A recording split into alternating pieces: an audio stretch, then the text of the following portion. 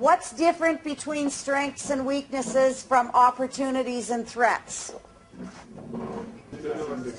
Okay, so strengths and weaknesses are internal. They're things that your organization can control. Did you remember that when you were putting them up on the board? Okay, if you didn't, when we have a break, go and put them where they belong, okay? Opportunities and threats, they're things that are beyond our control.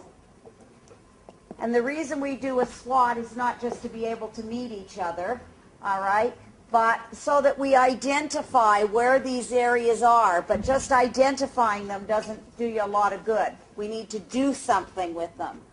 So once you've got your various strengths, weaknesses, opportunities, and threats, you need to determine how you can build on or optimize those strengths. How can we take advantage of those strengths? Sometimes organizations get so focused on their weaknesses and their problems, their threats, that they don't pay attention to their strengths. They don't continue to maintain what they're good at, and all of a sudden, okay, a strength becomes a weakness. Or they don't capitalize on it. They don't take advantage of it.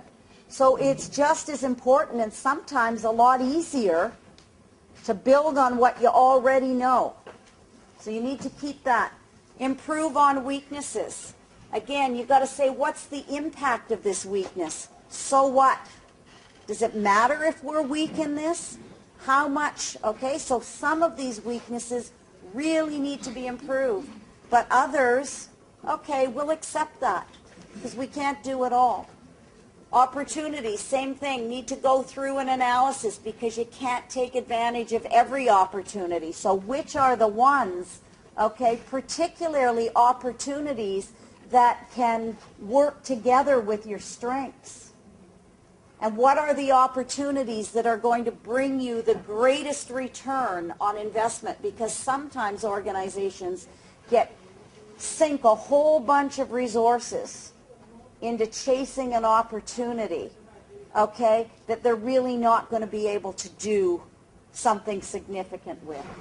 And then eliminate or neutralize the threats, okay? And at this point in time, and I'm sure many of you, risk management is becoming a huge issue for organizations.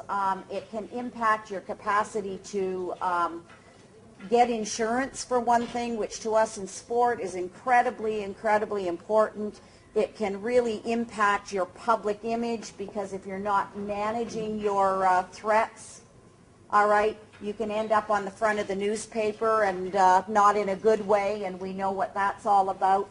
So, and even as you go to want to be able to implement your strategic plan, okay, there may be some things that will get in the way, and so that if you don't address those and at least neutralize them, you're in difficulty.